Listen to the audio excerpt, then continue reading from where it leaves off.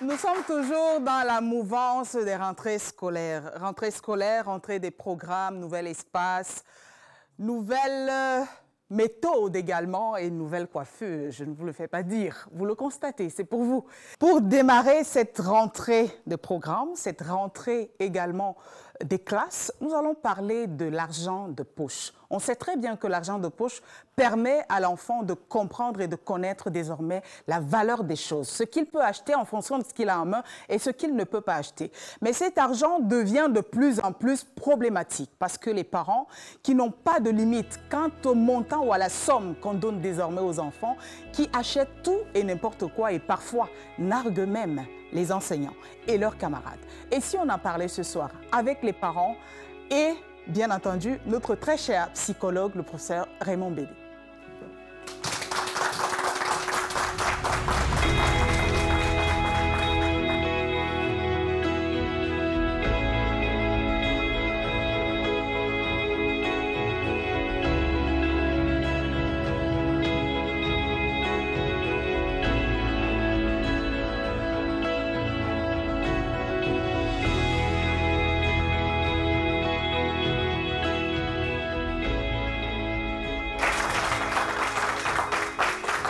Bonsoir et bienvenue une fois de plus à cette nouvelle édition de votre programme « Et si on en parlait ?» Et si on parlait justement ce soir de l'utilité ou de l'importance de l'argent de poche? Est-ce que cet argent est une nécessité ou tout simplement un caprice? Avec Jean-Luc, Stéphie et Julie, on en parle et plus tard nous recevons notre très cher psychologue, le professeur Raymond Bédé.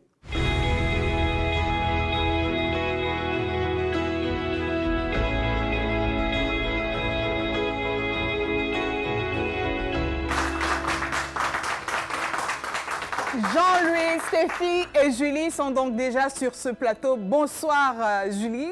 Bonsoir Sylvie. Comment vous allez? Ça va bien, merci. C'est un plaisir de vous recevoir. Merci, c'est cool. Alors Stéphie, bonsoir, bienvenue. Merci madame, bonsoir. Appelez-moi Sidonie s'il vous plaît. Merci beaucoup d'être là. Bonsoir Jean-Louis. Bonsoir Sidonie. Vous allez bien? Parfaitement bien, oui. Merci d'être là. Alors aujourd'hui, nous parlons de cet argent de poche que nous donnons à nos enfants. C'est une nécessité peut-être? Est-ce que c'est plus un caprice qu'autre chose? Qu'est-ce qui se cache derrière l'argent des poches? On sait très bien que l'argent des poches permet à l'enfant de comprendre la valeur des choses qu'on achète, bien entendu. Mais est-ce que les parents qui donnent l'argent des poches aux enfants ont raison, effectivement, de leur donner de l'argent de poche? Julie. Merci Sidonie. Le thème de l'argent de poche, le thème est d'ailleurs d'actualité parce que nous sommes en pleine rentrée scolaire. Je vais commencer par circonscrire le thème parce que je pense qu'il est assez large. Exact. En parlant d'argent de poche. On ne sait pas, est-ce que c'est l'argent de poche à la maison? Est-ce que c'est l'argent de poche qu'on utilise dans un espace scolaire? C'est l'argent de poche. Je vais circonscrire dans ce cas. L'argent de poche est donné à la maison pour des petits besoins déjà. Le parent donne l'argent de poche à l'enfant pour les petits besoins, c'est-à-dire besoin de toilette, de s'acheter quelques bricoles de plaisir. L'argent de poche également en milieu scolaire parce que c'est l'argent qui entre dans sa nutrition au quotidien à l'école parce qu'il a la période des pauses où il peut se faire plaisir. Alors, avant de développer ce thème, je tiens à dire que l'éducation d'un enfant fait intervenir au moins 3 parties. 3 parties, je parle de la famille, c'est-à-dire les parents eux-mêmes, je parle de la société, je parle de l'enseignant, représenté par le gouvernement. Quand on se retrouve à l'école. Oui, lorsqu'on se retrouve à l'école. Parce que l'argent de poche n'est pas seulement destiné à l'utilisation au niveau de l'école. C'est pour ça que nous avons parlé de l'argent de poche globalement. Voilà, alors maintenant, on va introduire l'argent de poche dans ces 2 voies, c'est-à-dire l'argent de poche utilisé dans l'espace scolaire et l'argent de poche utilisé dans l'espace familial. Maintenant, l'enfant qui est normalement un apprenant, c'est lui l'acteur principal. Parce que c'est lui qui utilise l'argent. Et de ce fait, l'utilisation de l'argent devient délicate dans ce sens où l'argent qu'on lui donne peut devenir un caprice. L'argent qu'on lui donne peut devenir dangereux. L'argent qu'on lui donne peut servir.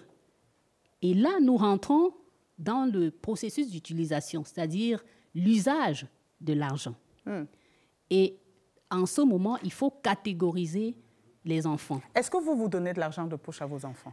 Je donne de l'argent de poche, mais à un type d'enfant, c'est-à-dire à un enfant qui a déjà atteint la maturité de pouvoir gérer de l'argent. C'est quoi la maturité chez vous? La maturité, chez moi, c'est, comment dire, l'âge où l'enfant peut déjà faire dissocier le bien et le mal. L'âge où l'enfant peut déjà lui-même développer les stratégies d'économie. Et l'âge où l'enfant peut déjà se détacher de l'effet de l'argent, de l'emprise de l'argent sur lui. Parce que, laissez-moi vous dire, Sidonie, dans notre société, l'argent est une voie de passage. Une voie de passage à beaucoup de mots. C'est comme le sexe aussi. C'est comme les bijoux. C'est comme, comment dire, les amitiés, les alliances d'amitié et autres. Et l'argent également rentre dans ce processus. D'accord. Une véritable voie. Si l'effet de l'argent sur l'enfant n'est pas contrôlé, si l'usage de l'argent par l'enfant n'est pas contrôlé, vous aurez plutôt un effet contraire. Au lieu d'aider l'enfant, vous en ferez un souci pour la société. Vous donnez de l'argent de poche à vos enfants, vous venez de le dire. Vous avez dit en fonction de l'âge. En fonction de l'âge, oui. Ici, vous interpellez un âge qui, pour vous, serait l'âge de maturité. L'enfant pourrait faire la différence entre le bien et le mal. Moi, je voudrais savoir, c'est quel âge? Je pense aux enfants de l'université déjà. Dans l'université, on va dire à partir de 19 ans. À partir de 19 ans, de 19 ans, 20 ans. À cet âge-là, l'enfant est déjà passé par des enseignements, par tout un cursus, par plusieurs expériences qui lui permettent de comprendre effectivement pourquoi il est en possession de l'argent et pourquoi il utilise cet argent. Vous nous direz tout à l'heure, on va revenir chez vous, merci, on va revenir à vous, mais on prend d'abord Louis-Paul. Louis-Paul, vous donnez de l'argent de poche à vos enfants, à quelle fréquence, quel est le montant que vous donnez et à partir de quel âge? Raisonnablement, on devrait pouvoir donner l'argent à l'enfant de manière assez ciblée, c'est-à-dire pendant les jours de classe. D'accord. Nécessairement pendant les jours de classe. Uniquement la période scolaire, c'est ça? Prioritairement, oui. D'accord. Parce que pendant la période de classe, forcément, les besoins grandissent. D'accord. On a une multiplication de besoins. Il faut assurer la mobilité, il faut assurer la restauration, la nutrition, il faut assurer même les équipements scolaires complémentaires. D'accord. Parce qu'en fait, vous n'avez pas toujours toute la liste. Il y a le taxi pour ceux qui prennent le taxi et tout. J'ai parlé de mobilité. C'est pour ça qu'en fait, cette période est favorable au fait qu'il faut donner de l'argent à l'enfant. Donc, à l'attribution de l'argent de poche. À l'attribution de l'argent de poche à l'enfant.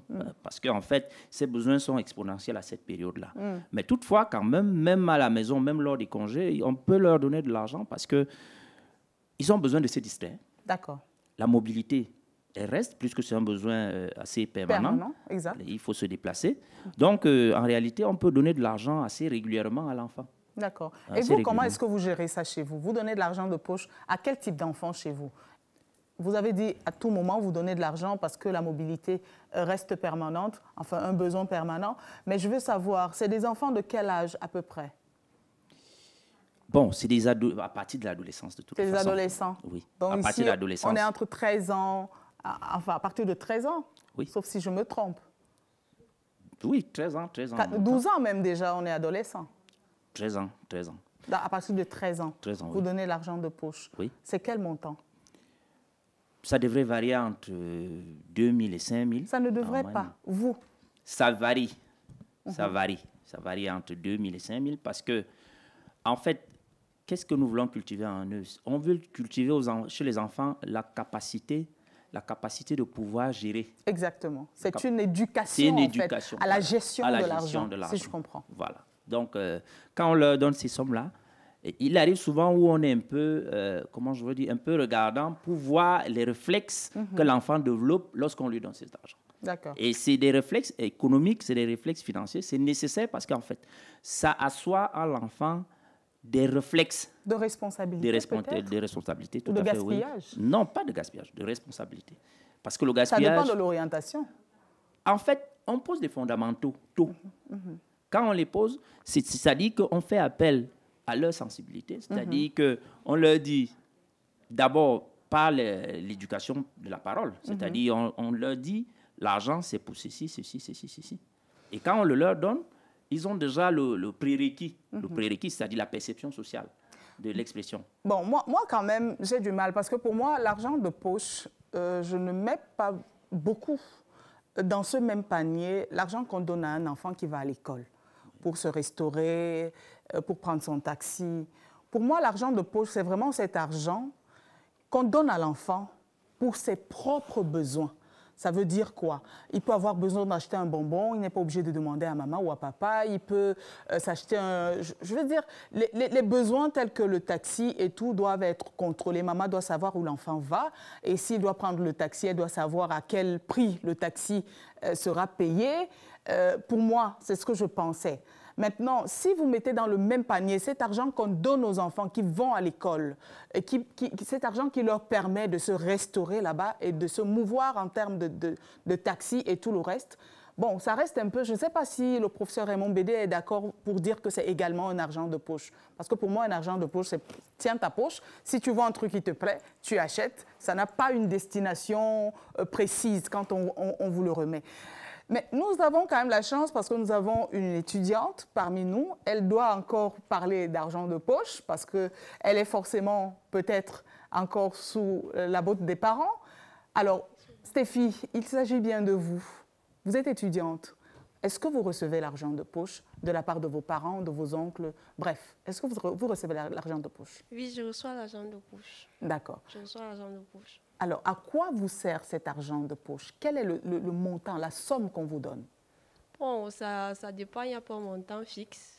Il n'y a pas un montant fixe, mais généralement, lorsque maman me donne l'argent de poche, c'est pour que je puisse assurer mes besoins. C'est-à-dire, je ne vais plus venir vers elle pour lui dire, maman, je vais acheter les serviettes hygiéniques. Exact. Maman, je vais acheter, peut-être je vais me cresser. Bref, mes petits besoins.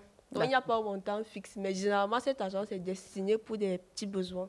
D'accord. Vos besoins personnels, Oui, votre lait de toilette, quelque chose non, comme ça? le lait de toilette, Maman achète. généralement, on achète ensemble. C'est-à-dire, on peut marcher, on achète. Généralement, on achète même 2 bouteilles ou 3 bouteilles, on garde. Comme ça, j'utilise pendant un bon moment. D'accord. Alors, moi, je voudrais savoir, nous tous, on est passés par là, personne n'est né vieux, même si je ne suis pas encore vieille, hein, mais je veux dire, personne n'est né vieux. Et donc, on est passé par là. Mais je voudrais savoir, est-ce que vous avez reçu une éducation en amont? Est-ce que quand les parents ont commencé à vous remettre de l'argent, ils ont pris la peine de vous dire une ou deux choses concernant l'argent? Effectivement. Déjà, il faut savoir que chez nous, jusqu'en terminale, maman ne nous donnait pas l'argent. C'est-à-dire, on chargeait le pain, tu manges à la maison avant de partir et tu pars à l'école. Donc, elle nous disait souvent que ce n'est pas moi je ne suis pas celle qui va vous apprendre à utiliser l'argent. Du moins, elle nous donnait le strict minimum. Même l'argent des kermesses et autres, là, maman, ce n'était pas son problème. Déjà, d'abord, que c'était même interdit d'y aller. Donc, l'école, tu rentres, le matin, tu pars. Il n'y avait pas d'argent de beignet. Parce qu'elle s'assurait qu'il y a le pain, il y a le lait. Le matin, on avait toujours quelque chose à manger. Donc, on avait jusqu'en terminale, pratiquement. Je pense que j'ai commencé à toucher l'argent vu que j'ai fait l'internat. Donc, arrivé à l'internat, forcément, il y a des petits... Elle ne sera pas là tout le temps pour assurer mes besoins. Donc, là, elle me laissait soit une somme d'argent qui, parfois même, elle laissait ça chez... les encadreurs? Oui, la maîtresse d'internat. Généralement, c'est chez elle qu'elle laissait souvent. Donc, quand je veux un truc, je m'en vais vers elle. Alors, j'imagine, hein, enfin, je n'imagine pas, c'est une réalité, vous ne vivez pas en autarcie. Donc, vous étiez entouré des autres camarades. Effectivement. Eux, ils avaient peut-être l'argent de poche. Oui, ils avaient l'argent de poche. Et quel était votre regard par rapport à ça? Quel était votre sentiment à ce moment-là, quand vous voyez vos camarades avec l'argent de poche et vous pas? Ayant reçu une éducation stricte, donc honnêtement, je n'enviais pas. Mais je trouvais que maman pouvait aussi faire comme ça, mais je me contentais de ce qu'elle me donnait, je ne demandais pas. Je me contentais de ce qu'elle me demandait pas. Donc je regardais et disais que si les parents peuvent donner ça à mes amis, à mes camarades, c'est pour eux, mais moi je fais en fonction de ce que ma maman décide. Il n'y avait pas un peu d'envie, vous n'étiez pas un peu envieuse? Pas tellement. Déjà que... Pas tellement, mais un peu. Oui, un peu, il y a quand même... Forcément, je suis un enfant. J'étais un enfant.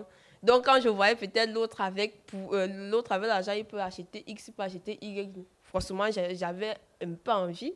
Mais après, je me ressaisissais que, bon, on ne vient pas tous du même milieu. On n'a pas tous les mêmes réalités. Donc, je n'ai pas envie. Ma mère fait la quantité qu'elle peut et je dois me contenter de ça.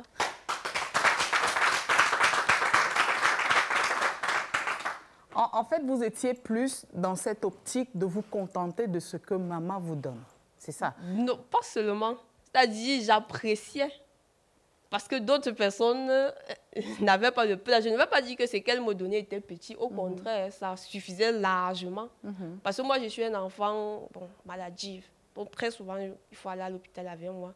Et très souvent, c'est beaucoup de dépenses. Donc, étant déjà un enfant dans ce registre-là, je ne vais pas aussi me mettre à demander tout le temps. Parce qu'il y a aussi les autres. Je ne suis pas la seule. Si je dois commencer à faire, je vois un truc, je demande, je veux un truc, je demande, les autres, ils vont faire comment. Donc, j'appréciais ce qu'elle me donnait et je me contentais aussi. Mais il y avait aussi un peu d'envie. C'est tout à fait normal. Alors maintenant, on a aussi certaines personnes qui disent que certains parents, qui sont très souvent absents, veulent remplacer leur présence par l'argent qu'ils donnent à leurs enfants. Vous êtes enseignante à la base. Est-ce que vous avez pu observer cela parmi vos élèves? Merci Sidonie, merci de me passer la parole. En tant qu'enseignante, j'observe beaucoup de choses. Exactement. Et je peux toucher du doigt les réalités des dérapages de nos apprenants. Dérapages dans le contexte de la famille, dérapages dans le contexte des fréquentations, même en milieu scolaire, dérapages dans le contexte de la vie, c'est-à-dire de la vie occidentale. Parlez-nous de ces dérapages-là, s'il vous plaît. Alors, parmi ces dérapages, il y a la drogue. La drogue est vraiment quelque chose de terrible en milieu scolaire. Parmi ces dérapages, il y a la sexualité précoce, il y a la délinquance, il y a l'absence dans les salles de classe, c'est-à-dire à chaque fois, l'enfant fugue. Parce qu'il a de l'argent. Oui, parce qu'il a de l'argent. Alors, je vous dis, l'argent, lorsqu'on donne l'argent à un enfant, il faut se rassurer qu'il a la maturité de l'effet argent. Parce que l'effet argent, même pour les adultes, est un problème. Aujourd'hui, nous avons des détournements de fonds et des deniers, justement parce que l'éducation à la base, et même parce que l'adulte en question n'a pas la maturité de neutraliser l'effet argent sur lui. L'effet pervers, parce que l'argent est bon. Il faut qu'on soit d'accord. Merci Sidonie, l'effet pervers. Voilà. Alors, l'innocence d'un enfant, si déjà pour l'adulte, cela est assez difficile. L'innocence d'un enfant n'est pas à mesure de contrôler cet effet pervers. Donner déjà de l'argent à l'enfant, cela lui donne le goût du luxe, cela lui confère une certaine arrogance, une certaine insolence même, parce que vous confiez votre enfant à un enseignant qui peut-être n'arrive pas, peut-être rationne toute sa maison de 6 enfants avec 2 000 par jour. Et là, vous lui donnez ces 2 000 francs pour aller manger le goûter à l'école. Je pense que notre société doit revoir cette éducation. Notre société doit revoir cela. Parce que lorsqu'il vient avec cet argent en classe, ses camarades qui n'en ont pas vont l'envier. Et lui-même, il fera des exactions. Il fera des exactions. C'est pas un parent qui ne donne pas de l'argent de poche pour à l'enfant qui va à l'école. Il n'est pas cauteleux. Il ne l'est pas. Vous avez entendu Stéphie tout à l'heure. Vous pouvez trouver des moyens, des palliatifs pour gérer sa fringale à l'école, pour gérer ses besoins à la maison. Vous trouvez des stratégies jusqu'à ce que l'enfant atteigne la maturité spirituelle de pouvoir gérer cet argent. Parce que je vous dis, l'argent n'est pas qu'une affaire de gestion économique. L'argent est également une affaire d'utilisation. C'est-à-dire la psychologie de l'enfant doit être préparée à recevoir 2000 et à pouvoir dépenser même 200 ou 300. Il y a des enfants à qui on donne 2000 francs. Les 2000 francs, il les claque en 30 minutes. Vous lui donnez 10 000, il les claque. 50 000, il les claque. Vous pouvez les voir partout. Je suis justement dans un établissement scolaire à proximité des quartiers comme Vogada, parce que je suis enseignante au lycée d'Anguissa, à proximité des quartiers vraiment populeux comme Vogada et des quartiers très sensibles, très des quartiers houleux, aussi. bouillants, à côté des quartiers comme Vogada, Nkondongwe, Lobi et Mombo.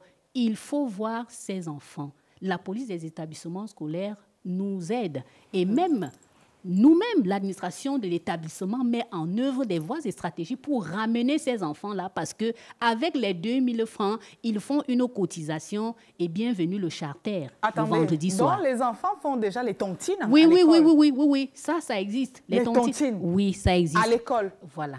Et bienvenue les charters parce que quand le week-end commence, c'est le week-end charter. Charter signifie quoi? Ça dit se mettre à 4, 5, 6 et passe à tabac avec des filles dans une chambre quelque part dans l'auberge. Je vous dis, chers parents, la société doit revoir nécessairement les moyens qu'on fournit à l'enfant, les moyens qu'on met à sa disposition. Le tout n'est pas de contenter ses droits. Le tout n'est pas de contenter, de satisfaire les devoirs. Il faut contrôler. Il faut contrôler, il faut veiller. Il y a un âge pour donner de l'argent à l'enfant. Il en est de même du téléphone aussi. Il y a un âge pour donner de l'argent. Vous êtes catégorique, c'est à partir de 19 ans. À partir de 19 ans, à l'université déjà. Parce qu'au niveau secondaire, primaire, vous êtes en train de former un délinquant. Vous formez un homme d'affaires. Un homme d'affaires pervers. Parce oui, que les hommes d'affaires, c'est bien. Oui, vous formez un homme d'affaires pervers. C'est pas bon. Vous formez un homme d'affaires pervers. Ça, je peux vous le dire. À partir même du cycle primaire et maternel. En fait, c'est un phénomène, si vous voulez.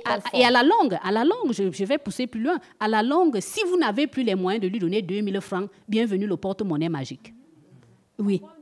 Bienvenue le porte-monnaie magique, bienvenue la prostitution, la sexualité précoce, bienvenue même les kidnappings parce qu'à chaque fois, il devra satisfaire le besoin de ces 2000 francs que vous l'avez enseigné dès le bas âge. Et il estime que si, à partir du primaire, il a 1000 francs secondaire, ça veut dire qu'en terminale, il doit déjà être à 10 000 par semaine. C'est ça. Et si vous ne pouvez plus satisfaire ces 10 000, je vous assure, ce sera plus dangereux. Vous serez en train de former votre propre monstre. C'est lui qui va vous dépouiller la maison. Et voilà, Sidonie, les dépravations et les escalades que nous observons en milieu scolaire. Alors, Jean-Louis, vous donnez de l'argent à vos enfants. Est-ce que vous n'avez pas constaté un comportement un peu déviant de temps en temps par rapport à cet argent que vous leur donnez? Je ne pense pas. Raisonnablement, lorsque un esprit est préparé à recevoir un phénomène, il prend le soin de le cadrer, ce phénomène-là. C'est-à-dire qu'avec le principe de la gradualité, qui voudrait qu'au fur et à mesure que le phénomène devient intense, au fur et à mesure que l'esprit s'adapte, je ne trouve qu'il n'y a pas de déviance. Qu'est-ce que vous avez dit à vos enfants quand vous avez commencé à leur donner de l'argent de poche? Premier principe, l'argent n'est pas une fin en soi. L'argent est un moyen. Donc, lorsque vous avez de l'argent, vous devez rester toute proportion garder un être qui a ses pieds sur terre. D'accord. C'est-à-dire que vous devez vivre avec la socialité nécessaire.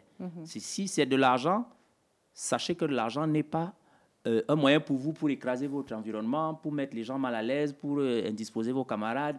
Il faut respecter, comme on dit vulgairement dans la rue, il faut respecter l'argent. D'accord. C'est-à-dire que l'argent est une valeur sociale qu'il faut respecter et dont on doit en faire un usage particulièrement bon et orienté. D'accord. Voilà. Donc, l'argent n'est pas un moyen de destruction ou bien un moyen de dérive, non. L'argent est un outil social nécessaire pour l'épanouissement de celui qui l'arme.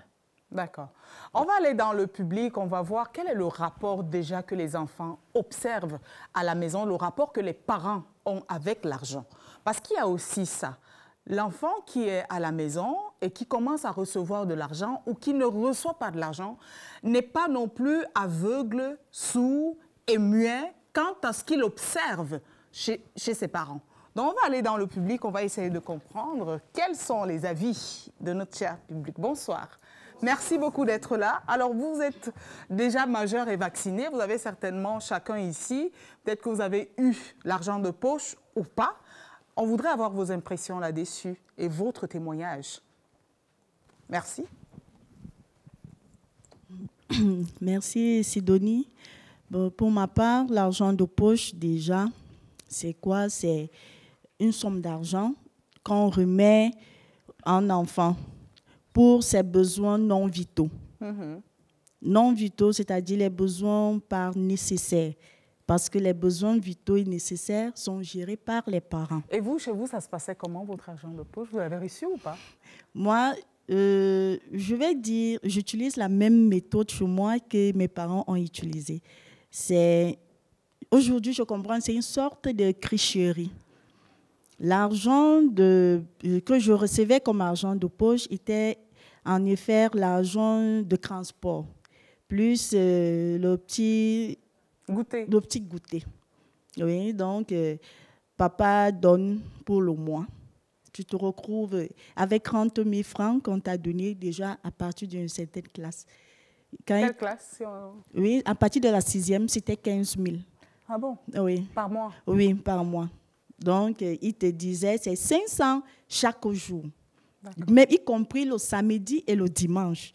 Pourtant, samedi, dimanche, c'est... Vous êtes à la maison. Voilà. Et ça fait, quand je touchais 15 000 francs, j'étais émerveillée, j'étais contente, je me sentais supérieure, je n'enviais pas. Oui, il fallait que les autres me regardaient comme les gens disent aujourd'hui, une bobo. Oui, c'était ça. Du coup, ça a été pour moi une arme pour évoluer dans la société. On ne pouvait pas me détourner. Ça vous a plutôt aidé? Ça m'a plutôt aidé. Parce qu'effectivement, j'allais demander si le manque d'argent ne peut pas amener l'enfant à être détourné, vu que l'enfant est dans un milieu avec les autres enfants. Les parents ne sont pas les seuls qui éduquent les enfants. Les camarades aussi mettent leur graine. Tout à fait. Voilà. Oui. C'était carrément une barrière. Donc, je ne pouvais pas, quand tu avais 2 000, 5 000, non, mais très peu à cette époque. Aucun garçon ne pouvait vous détourner. Surtout. Non, tu ne pouvais pas m'inviter 500. 500, c'est quoi? Moi, j'ai ça. 5 000, c'est quoi? 10 000, c'est quoi? J'ai 15 000 francs. Je touche 15 000 francs comme ça. Donc, c'était ça. Okay. Et aujourd'hui, c'est ce que je fais avec mes enfants. Ça vous a aidé? Oui. D'accord. Merci beaucoup. Alors, quelqu'un d'autre? Bonsoir. Bonsoir, Sidonie. Merci de participer. Oui. En fait, Sidonie, moi, j'ai grandi dans l'un des quartiers les plus dangereux de Yaoundé, la briqueterie. Ah, je pensais que c'était un Vocada. Non. Je n'ai pas connu assez d'argent à l'école. 25 francs par jour. Ah, moi aussi, c'était 25 francs. Et puis, avec 25 francs, tu pouvais t'acheter des beignets ou alors un morceau de pain que l'on chargeait gratuitement. Ce qu'on appelait chez nous le pain mouillé. Et j'étais avec des gars où ça, en ce temps, les Aladi avaient beaucoup d'argent. Mais l'éducation à la maison était importante. C'est pourquoi la Bible dit « Enseigne à l'enfant la voie qu'il doit suivre. Comme ça, il ne va pas se détourner de celle-ci. » C'est la différence. C'est différent avec ce que nous voyons aujourd'hui. En fait, ce qui se vit dans les établissements scolaires, c'est tout, sauf une éducation parentale. Moi, je me dis que parfois, les parents ont fui leurs responsabilités. Donner de l'argent à un enfant, c'est parfois dangereux. Parce que quand on fouille le sac d'un enfant, on retrouve ce qu'ils appellent le caillou, parce qu'ils vont se shooter avant d'entrer à l'école. Ils ont ce qu'ils appellent les piscines parties. On va choisir un endroit où on va se retrouver. Et puis, donc, c'est cet argent de poche qui finance ces activités. La jeune fille qui était encore toute vierge, oh là là. Ce jour-là, elle passe de 1 à 2. Elle passe d'un garçon à 2 garçons. Le même jour. Le même jour. Parce que c'est tout le monde qui va passer sur toi. Ils ont appelé ça rallye, dont on te fait entrer dans ce monde. Mais maintenant, l'argent de poche était aussi bien pour certains parce que certaines personnes ne vivaient pas avec les parents, vivaient chez les oncles, chez les tantes, chez les grandes-mères. Nous, on n'avait pas le droit de sortir du quartier parce que le parent ne pouvait pas être le seul éducateur. On avait les grands frères au quartier. Même quand nos on te voisins trouve étaient en train de faire avec quelque l'œil, chose qui n'est pas bien, Ouais, on te ouais. passe à tabac. Exact. En public, quand tu rentres à la maison, tu racontes ce qui s'est passé, on appelle ce même grand frère, il vient te passer à tabac. Donc, l'argent de poche, Non, c'est pas pour encourager la l'argent de bastonnade, poche, hein. Loin n'est-ce de là, pas, vraiment. On est désolé. a peut-être aidé certains, mais aussi a détruit certains aujourd'hui. J'ai un camarade aujourd'hui qui se retrouve en prison parce qu'il avait habitude à avoir, quand papa donne 10 000, c'est petit. Non, papa, il y a des nouveaux trucs qui sont arrivés à l'école, j'ai besoin d'un peu plus, un peu plus, un peu plus. Après, il a commencé à entrer dans le coffre-fort. Ça n'arrivait pas à satisfaire ses besoins, il a commencé à braquer. Vous voyez un peu? Moi, je crois qu'on peut éduquer les enfants aujourd'hui à quitter avec sa petite gamelle à la maison. Ce n'est pas tuant.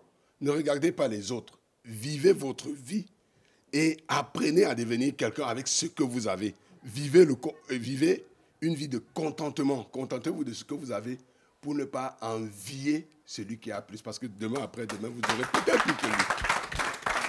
C'est bien dit. Merci. Quelqu'un d'autre? D'accord. Tenez. Bonsoir. Bonsoir Sidonie. Oui. Alors dites-nous. moi, de ma petite expérience, tout ce que je vais dire, c'est que on doit apprendre à se contenter véritablement de ce que les parents donnent. Parce qu'on ne connaît pas les sacrifices que les parents font pour que nous puissions avoir ce que nous avons. Moi, quand j'étais au lycée, de 6e jusqu'en terminale, mes parents ne me donnaient pas d'argent pour manger à l'école. On me donnait juste le strict minimum pour mon transport. Pour que j'aille et que je revienne à la maison. Donc, je n'avais pas besoin forcément. Et parfois même, à l'école, on voyait nos amis qui partaient parce qu'ils avaient beaucoup d'argent. À la pause, ils partaient, ils faisaient comme ils voulaient. Parfois, ils escaladaient. Ils partaient dans ce qu'on appelle donc les charters. Et après, les histoires Ils vous ont pas revenaient. invité un jour? Non. Jamais? Après, non, jamais. Parce qu'on nous appelait les John School. C'est comme ça que nous, on nous appelait quand on était au lycée, que eux, là, ce sont les John School. On nous disait que eux, là, ce sont les John School. Eux, ils n'aiment pas se mélanger. Parfois, puisqu'on s'assied devant, quand tu lèves le doigt, on commence à t'insulter derrière, que vous ne voulez pas vous mélanger à ce style de vie-là. Parfois, quand ils vont comme ça, tu entends seulement les échos qu'il y a tel qui est tombé peut-être enceinte parce qu'il y a eu tel charter qui s'est passé. À ce charter-là, il s'est passé un truc. Et c'est comme ça que ça t'éloignait forcément. Tu te disais, mais cette vie-là, ce n'est pas ce que tu veux vivre. Parce que parfois, quand tu connais dans quelle vie tu vis et ce que tu veux pour ton futur, objectifs, en fait. les objectifs que tu as pour ton futur, tu décides d'avoir un style de vie que tu préfères suivre. Merci beaucoup. Oui, donc merci. Quelqu'un d'autre? Quelqu'un d'autre, d'accord. Bonsoir, merci beaucoup de participer. Bonsoir Sidonie, merci. Oui. Déjà, il faut dire il faut relativiser cette affaire. L'argent de poche est plus fonction du milieu social. Parce que ce qui est normal pour un parent nanti ne l'est pas forcément pour celui qui est moins nanti. C'est vrai que je vais partager la vie de madame. L'argent de poche est source de beaucoup de maux dans la société. Ça, c'est vrai. Mais aussi, je vais embrayer le pas de M. Jean-Louis. Le plus tôt on commence à initier l'enfant dans la gestion des finances, le mieux c'est pour lui. À l'avenir, il est préparé. Et puis, bon, c'est un sujet vieux comme le monde, hein, l'argent de poche. C'est normal pour certains et ce n'est pas normal pour d'autres. D'accord. On fait avec. Merci. Merci. Quelqu'un d'autre? OK. Ah, les dames d'abord. Ok, merci. Bonsoir Sidonie. Bonsoir, public. Florence. Comme disait l'intervenant avant moi, il faut relativiser cette histoire d'argent de poche. Ne pas donner l'argent à l'enfant, quelque part, est frustrant. Lui en donner trop, le père aussi. Moi, en tant que parent, qu'est-ce que j'ai souvent fait? C'est les deux. Donc, à la maison, je m'arrange à ce qu'ils aient du goûter. Le matin, ils ont du goûter dans le sac, mais je prends sur moi de donner 100 ou 200 francs en me disant qu'il ne faudrait pas qu'ils aillent envier les autres à l'école. Bon, j'ai quand même eu cette chance de les avoir dans des écoles où il y avait une cantine scolaire. Donc, ils mangent à la cantine Indépendamment de la cantine, il y a toujours un autre préau, là, des dames qui viennent proposer des choses. Donc, je donne 100 ou 200 francs, afin, franchement, qu'ils ne soient pas dépaysés. Et lorsqu'ils ont tous atteint la 6e, j'ai encore eu la grâce de les mettre quelque part où il y avait une pension. Donc, ils vivaient là-bas, ils mangeaient là-bas. Et moi, par mois, j'arrivais, je laissais 5 000 francs aux responsables. Parce que la jeune fille avait besoin de garniture. Des serviettes. Voilà.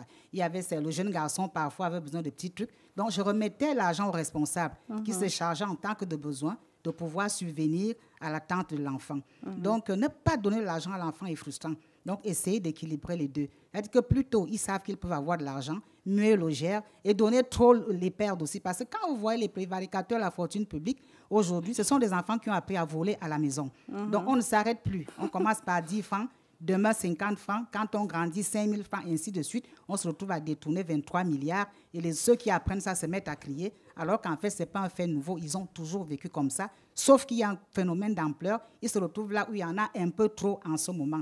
Donc, amener aussi l'enfant à être surpris par l'argent lorsqu'il se retrouve à l'université, c'est quelque chose de pas très bon aussi. Même à l'université, on peut se perdre. On peut se perdre. N'allez pas croire que lorsqu'on est à l'université, on est arrivé. Encore que 19 ans, ce n'est pas vraiment vieux. Ce n'est pas vieux. Hein? Et aussi, il faut qu'on tienne compte d'un phénomène. Lorsque nous étions enfants, on pouvait nous donner 25 francs. Ça suffisait. Avec 25 francs, vous avez un lofombo. Avec 25 francs, vous avez 5 000 lourds. Mais l'enfant d'aujourd'hui, avec 25 francs, ne peut plus rien acheter. Le coût de la vie est désormais élevé. Donc, essayons d'épouser un type de ratio pour pouvoir satisfaire à certains petits besoins de l'enfant, indépendamment du goûter qu'on lui donne à la maison. Merci. Une dernière personne. C'est ce que vous vouliez dire? Okay. Bonsoir. Bonsoir, merci beaucoup de participer. Je crois que je vais juste ajouter ce qui manquait, parce que je corrobore déjà avec tout ce que mes prédécesseurs ont dit. Qu'est-ce qui manquait selon vous? Alors, je voudrais dire ceci. La question d'argent, c'est une question d'actualité qui n'est pas forcément partagée de la même façon par tout le monde. Je crois qu'à la base, c'est une question d'éducation. Une question d'éducation. Éducation de la part des parents qui doivent expliquer qu'est-ce que l'argent, à quoi sert l'argent, qui doit prioritairement utiliser l'argent. Généralement, quand nous sommes encore à un âge enfantin, l'argent, ce sont les parents qui utilisent. L'enfant présente ses besoins, il a faim, le parent achète, il lui donne. Même s'il faut aller à l'école, on achète son bout de pain, comme l'a dit un prédécesseur. Hein? Il a son bout de pain, il va le manger à l'école, il revient. Entre-temps, l'utilisation de l'argent varie aussi avec le temps. L'enfant de 4 ans, 5 ans, 6 ans avait des petits besoins mineurs. Est-ce que lui, il a même droit à toucher à l'argent? Là, lui, il ne touchait pas à l'argent. Aujourd'hui, il touche à l'argent. Encore les parents. Quand l'enfant a déjà 12 ans, 13 ans, les besoins commencent aussi à changer. Cet enfant qui est déjà au collège, au lycée, et ça varie. Si cet enfant vit toujours avec ses parents, les parents sont chargés de s'occuper de sa scolarité, de tous ses petits besoins. Donc, vous êtes contre l'argent de poche à outrance? À outrance, oui. Je suis contre l'argent de poche à outrance. Merci beaucoup.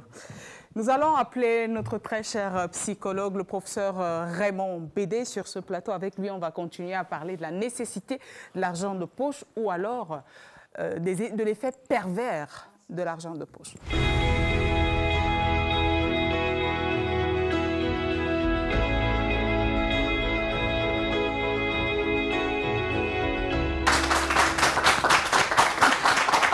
C'est avec beaucoup de plaisir que nous recevons sur ce plateau le professeur Raymond Bédé, qui est donc psychologue. Bonsoir, professeur. Bonsoir, merci d'être là. Bonsoir, Sidonie. Alors, aujourd'hui, nous parlons de l'argent de poche. Est-ce une nécessité ou alors un simple caprice? Et je crois que dans un débat comme celui-ci, il faut éviter les stéréotypes. Et ensuite, oui ou non, parce qu'on risque de se tromper. Il faut être nuancé. La nuance nous permet d'examiner l'ampleur du problème et de savoir où on va. Donc moi, je voudrais nuancer. D'accord. La nuance vient du fait que, qu'est-ce que c'est que l'argent à l'heure actuelle au Cameroun? C'est un bout de papier, c'est une pièce. Le bout de papier, on va dire ça, c'est 10 000. ça change. 5 000, ça change. 500, ça change. 1 000 francs. C'est toujours un bout de papier. Mais ce bout de papier vous permet de l'échanger avec une autre valeur. On va dire le pantalon coûte 10 000. Si vous n'avez pas 10 000, vous ne pouvez pas acheter ce pantalon. Exactement. Donc, la valeur des choses. La valeur le des prix choses. des choses. L'outil. C'est un outil qui nous permet de vivre en échangeant par rapport à nos besoins les choses dont nous avons besoin. À partir de ce moment, il faut évaluer les choses, les besoins en tant que tels. Je crois que beaucoup de choses ont été dites ici qui sont, à mon avis, vraies, mais en même temps, il faut, où on a un peu négligé les choses, c'est qu'on semble dire que les parents agissent séparément. Mais pour donner de l'argent à l'enfant, il faut que les parents s'asseyent pour évaluer les besoins, comme on a dit. Mon enfant est dans quel quartier, il va à l'école dans tel quartier. Qu'est-ce que ça coûte? Qu'est-ce qu'on peut faire? Quand j'avais des enfants à cet âge, même les petits-enfants, je dis à leurs parents, évaluez d'abord les coûts. Ne donnez pas l'argent n'importe comment. Je prends le taxi pour arriver en Kondongo, ça coûte combien? Je veux revenir, ça coûte combien? J'aurais besoin de quoi pour manger? Donc c'est une planification en fonction des besoins. En fonction des besoins. Mais prof, je voudrais que vous nous apportiez quand même votre aide. Est-ce que l'argent de poche est un danger pour les enfants ou alors est-ce que c'est une nécessité? Vous ne voulez pas répondre par oui ou par non. Répondez en nuançant comme vous l'avez dit. Non, mais dites-nous, est-ce que l'enfant qui reçoit l'argent de poche est en danger? Est-ce que celui qui ne reçoit pas est en danger? Non, mais je dis que, encore une fois, la société nous offre une palette de stimulation, de gadgets, de besoins.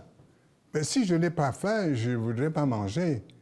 C'est par rapport à ce que la société nous offre et par rapport à l'argent que nous avons. Donc nous n'allons pas laisser l'enfant comme ça dans la nature. Si nous avons les possibilités, c'est pourquoi je dis qu'il faut d'abord que ça se gère au niveau de la famille. L'argent est nécessaire pour tout le monde. C'est ça. L'argent est nécessaire, il ne faut pas se leurrer. Mais alors, quelle quantité, quelle somme nous avons besoin? Mais notre environnement, c'est l'environnement des milliards. C'est l'environnement des supermarchés. C'est l'environnement des enseignes qui viennent de l'étranger. En fait, nous sommes dans une société de consommation. Nous sommes dans une société de consommation. Et dans ces conditions, essayez d'aller avec votre enfant dans une boulangerie. Il va pointer du doigt par tous les gâteaux, mais c'est à toi de lui dire non, je n'ai pas de l'argent pour acheter ça. Je n'ai pas de l'argent. Mais si vous commencez à chercher, il dit je veux ça, je veux ça. Vous prenez une mauvaise piste. Il faut que l'enfant comprenne le besoin d'avoir l'argent, mais et comment on l'obtient. C'est pourquoi je suis toujours admiratif, c'est parfois dangereux, quand je vois les bars à Salam, quand je vois les dames qui préparent les beignets, leurs enfants sont là, parfois pour voir, mettre la main dans la pâte, que pour les aider à vendre. Pour gagner de l'argent, ce n'est pas facile. Et donc nous devons faire les efforts. Donc, il faut mettre l'enfant dans la condition que l'argent est nécessaire, mais il faut bien le gagner. D'accord. Il faut bien l'utiliser psychologiquement. Et dans ces conditions, attirer son attention ou leur attention que voici nos possibilités. Et dans l'école où vous allez là, c'est là qu'il faut avoir les ambitions. Travaillez. Faites ceci. Amenez-nous de bons résultats. Mais après, ça va avancer. Si vous n'avez pas de bons résultats, vous avez de l'argent tous les jours, ça rime à quoi? Ça sert à rien. À rien du tout. Donc, cette société de consommation à outrance, et cette société mimétisée, on mime les autres. C'est ça, on fait être beaucoup de comme choses les par autres. mimétisme. Ah, le mimétisme, le conformisme. Alors, là, alors, les médias jouent un rôle extrêmement, je ne dirais pas négatif, mais un rôle assez formidable. Tout ce qu'on voit de style, en fait. Comme série où l'argent est utilisé, tout ce qu'on voit comme bagarre dans les familles, c'est l'objet de l'argent. Vous voyez, nous avons des fortunes, des Camerounais qui sont fortunés. Maintenant, ces fortunes, comme on a dit, il y en a qui ont travaillé pour avoir ces fortunes. Exactement. Mais qui en termes de compensation, ne veulent pas que leurs enfants souffrent comme eux, ils ont souffert. Ils se laissent donc faire. C'est-à-dire, moi, j'ai tellement vécu très mal. Je n'avais rien. Maintenant que j'ai de l'argent... Je manquais de tout. Oui, je donne. Pour compenser, mais c'est une mauvaise compensation. Exactement. Il faut montrer à l'enfant comment on gagne l'argent. Mais est-ce que quand on donne effectivement beaucoup d'argent à un enfant, il a encore le goût de l'effort personnel? Sidonie, vous êtes journaliste à la CRTV, c'est pour avoir un salaire. Bien si sûr. brusquement, on vous donne 1 milliard. Je serais très heureuse. Oui, mais est-ce que le travail va vous intéresser encore? Bien sûr. Bien sûr. Vous peut-être, mais beaucoup. Parce que j'aurais peur de perdre le milliard si je ne travaille plus. Pour conserver, je vais travailler davantage. Non, oui, non. Il y a l'exemple de personnes qui gagnent les loteries. 1 milliard, 500 millions. Mais après un an, il n'y a plus rien. Bien sûr, parce que l'argent, ça finit. Ils n'ont pas été préparés à gérer l'argent. L'argent se gère psychologiquement. Nous avons eu cette année l'ampleur, en tout cas, les augmentations du prix du cacao, le kilo de cacao. 4 000 francs, c'est énorme. Demandez maintenant aux paysans qui ont 10 sacs, 5 sacs, s'ils ont encore de l'argent. Ils n'ont plus rien. Ils ont tout dépensé. Je suivais, il y avait un clip là où la dame disait, j'ai eu de l'argent, nous sommes allés à l'hôtel, nous avons bu, nous avons mangé.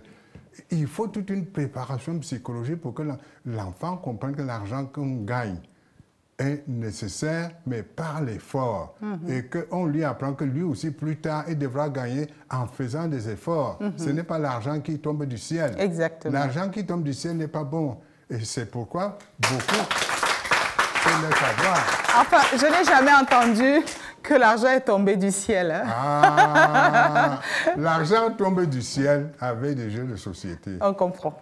Avec des jeux de société. On comprend. L'argent tombe du ciel avec des réseaux.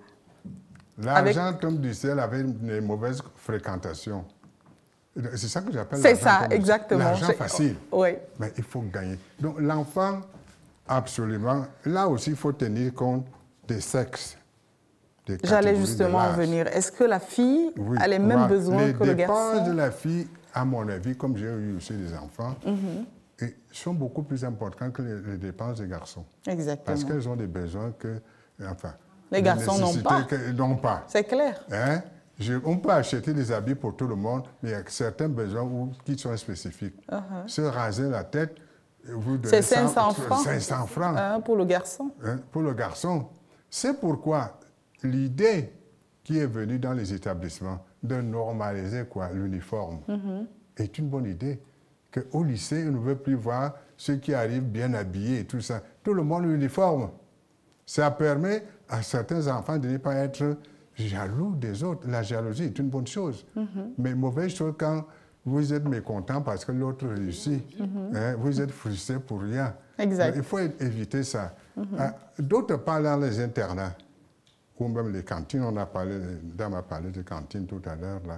Les cantines également aussi permettent aux enfants de se stimuler ensemble, de manger ensemble, de ne pas visiblement monter son argent, etc. Parce qu'il semble que dans certains collèges, je ne vais pas les citer, quand on fouille les sacs des enfants, on trouve 50 000 le matin.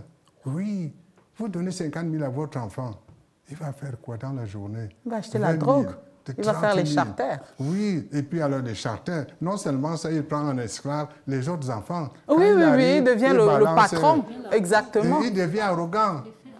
Et ils achètent aussi les enseignants, parce qu'il ne faut pas oublier que certains enseignants sont à la solde de ces enfants. Qui est dans la précarité, il voit que 50 000 tous les jours, là, il dit, mais montre-moi ton sac. Et ils deviennent des amis. Ils deviennent des amis, et puis on ne peut plus rien contrôler. C'est ça. Donc, il y a des dérapages qui sont liés à l'éducation et à l'environnement. Il faut donc assainir ces dérapages-là. C'est pourquoi dans les pays développés, Sidonie, je ne t'apprends rien, il y a la cantine où tous les enfants mangent. Exact. Et on n'a pas besoin d'argent de poche pour aller acheter les beignets. Il n'y a rien à acheter là-bas. Il n'y a rien à acheter. Vous êtes tous là, vous mangez la même nourriture. Exactement. Ça permet quand même d'atténuer certains effets négatifs de l'argent.